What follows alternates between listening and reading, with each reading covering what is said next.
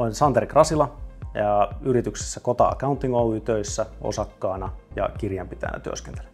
Me ollaan perustettu Kota sen takia, että me pystyttäisiin tarjoamaan laadukkaita kirjanpidon ja taloushallinnon palveluita meidän asiakkaille. Ja meillä oli alusta asti aika selkeää se, että me tullaan hyödyntämään mahdollisimman paljon automatiikkaa, ohjelmistoja ja nimenomaan sen takia, että se vapauttaa sitten enemmän kirjanpitäjän aikaa tällaisiin enemmän arvoa tuottaviin asioihin.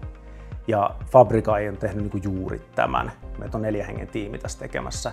Kaikki käyttää aktiivisesti Fabrikaita. Meillä on erityyppisiä kirjanpitojärjestelmiä ja ne kaikki, mitä meillä on käytössä, muun muassa NetVisor, Fivaldi ja ProCountori, niin se on hyvin integroitavissa näihin järjestelmiin. Meillä oli todella saumaton käyttöönotto.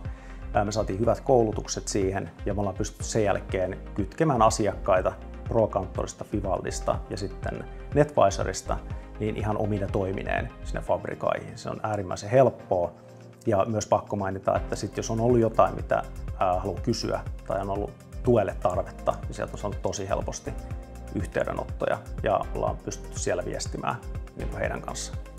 Fabrikai on ollut meidän käytössä nyt tällä hetkellä noin 6 kuukautta. Ja nyt 6 kuukaudessa me ollaan saatu nostettua meidän automaatioaste 40%, mikä käytännössä tarkoittaa sitä, että 40% meidän verkkolaskuista menee suoraan kirjanpitoon ilman, että kirjanpitäjän tarvitsee puuttua näiden laskujen käsittelyyn. Jos puhutaan sit ostolaskujen käsittelymäärästä, niin se on noin 20-kertainen verrattuna sitten taas kirjanpitäjän käsittelemiin ostolaskuihin. Pystytään keskittymään nimenomaan asiakkaan talouden suunnitteluun, siihen tulevaisuuteen. Meillä menee vähemmän ja vähemmän aikaa sellaisia rutiininomaisia työtehtäviä ja sitä kautta me voidaan tarjota sitten laajempi valikoima palveluita myös meidän asiakkaille.